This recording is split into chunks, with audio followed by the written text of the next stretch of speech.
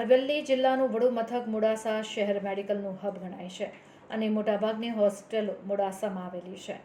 આસપાસ સારવાર માટે લોકો રાજસ્થાન અને અરવલ્લી જિલ્લાનું વડું મથક હોવાને કારણે લોકો સારવાર અર્થે અહીં આવતા હોય છે. ત્યારે આજરોજ એક ગંભીર અને ગુનાહિત બેદરકારી સામે આવી હતી.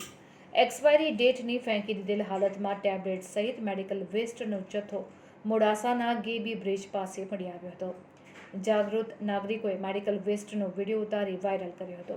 ત્યારે આરોગ્ય વિભાગ દ્વારા તપાસ કરવામાં આવે તેવી ઉગ્ર માંગ ઉઠી છે.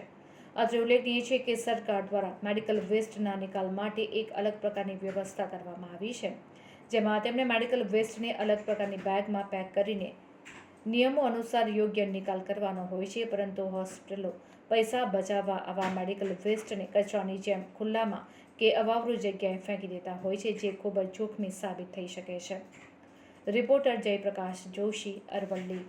પટેલથી દુબઈમાં આવતી ગામ સાયરા. હું સાયરાથી નીકળતો છોકરાને સ્કૂલમાં મૂકવા જતો હતો. રસ્તામાં ગેબીથી બટલા રસ્તાની અંદર દવાનો ઢગલો પડ્યો હતો.